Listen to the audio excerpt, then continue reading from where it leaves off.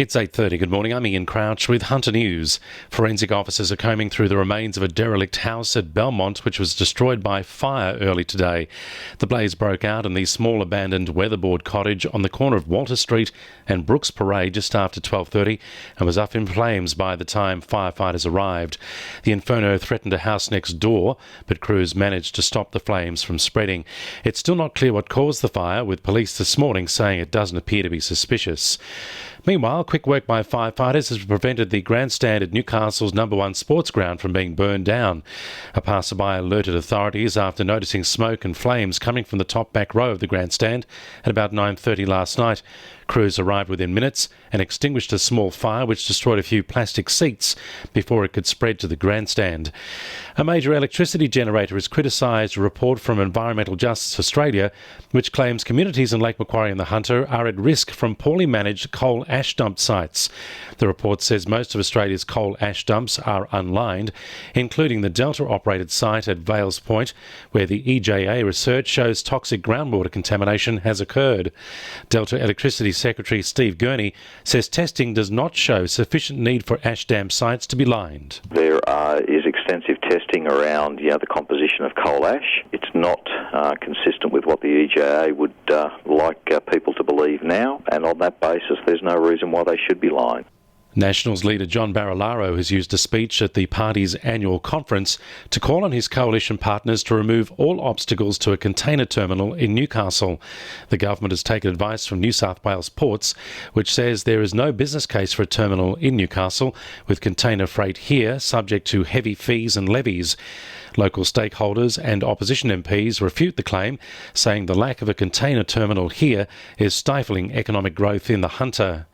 Members of the public will again be able to walk up to Nobby's Headland from this weekend. The Port Authority has decided to allow public access to resume after closing the headland in February, when they terminated the lease with Newcastle Now after the Business Improvement Group had its funding cut, putting planned visitor facilities in doubt.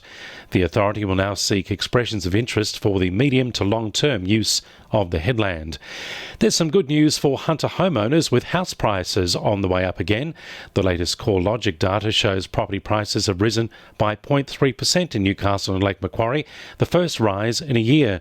It follows a 0.1% increase in Sydney. Meanwhile, economists are predicting a further cut to official interest rates today to just 1%, a record low which it's hoped would stimulate demand for properties. 2NURFM Sport. After a win against the Broncos, Knights player Kurt Mann receives further triumph playing his 100th game this Saturday against the Warriors. The Knights utility says he's grateful to be able to play his 100th game on home turf. Yeah, it's good. I'm very honoured and grateful to sort of be in that position. To play 100 games is massive by any standard, and I'm just really happy that I get the chance to do it here where I started. Young golfers Bridge Ingrie and Hamish Ellison travelled to the New South Wales All Schools Championships in Yamba. Ingrie came close to winning the event, going down on the fifth playoff hole, and Ellison finished 8th and then won 3 of his 4 match play contests. Both were named in the New South Wales All Schools team to compete at the School Sports Australia Golf Championships in Perth next month. And 3 second-half goals has seen 2-time defending champions Gosford maintain their narrow competition lead in the Hunter Coast Premier Hockey League.